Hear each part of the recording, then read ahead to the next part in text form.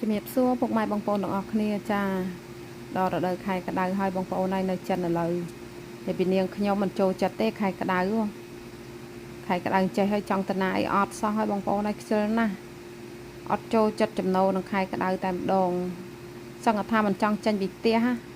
ធម្មតាពេលខ្លះយើងត្រូវការចាំបាច់អីទៅផ្សារហើយក៏ទៅទិញអីវ៉ាន់អីមែនតែនបើថាចង់ទៅដើរលេងអីកំសាន្តអីដោយសារអញ្ចេះអត់ទេចង់ទៅនៅផ្ទះ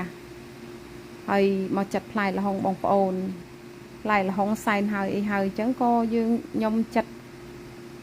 ដាក់ក្នុងទូទឹកកកអញ្ចឹងទៅដូចខ្ញុំប្រាប់តាំងបងប្អូនតាំងពីដំបូងពីដើមអញ្ចឹងណាតាផ្ទះខ្ញុំសបោផ្លែឈើ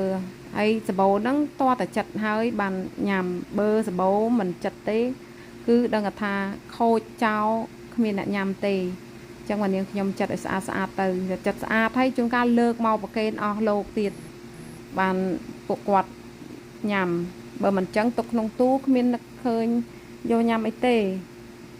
ដោយកូនខ្ញុំអីម្នាក់សើបខំបងប្អូនខ្ញុំបខំឲ្យញ៉ាំផ្លែឈើបខំឲ្យផឹកទឹកផឹកអីអញ្ចឹងណាបើមិនចឹងទេក្មេងៗវាអត់នឹករលឹកទេខ្ញុំអីទឹកមួយថ្ងៃផឹកពី3លីត្រដែរហ្នឹងណាខែក្តៅអញ្ចេះទៀតទៅពីមុនខ្ញុំអត់អ្នកចំណូលផឹកទឹកឯងបងប្អូនប៉ុន្តែនឹកឃើញថាដើម្បីសុខភាពយើងកាលណាដែលយើងញ៉ាំទឹកច្រើនវាចំណាយវាអាចបដិញ្ញជាតិពុលនៅក្នុងខ្លួនយើងបានច្រើន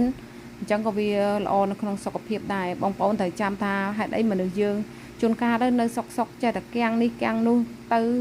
ដោយសារយើងអត់មានពេលវេលាទៅពិនិត្យសុខភាពអីក៏យើងអត់ដឹងដែរហើយក្នុងសរសៃឈាមយើងហ្នឹងក៏មានជាតិពុលជាតិអីច្រើននៅក្នុងខ្លួនយើងគឺមានជាតិពុលច្រើនបងប្អូនមិនថាតរឈឺអីចេញមកបានយើងដឹងទេអញ្ចឹងថាសុខភាពជាចម្បងណាបងប្អូនញ៉ាំមុខម្ហូបអីក៏ត្រូវការ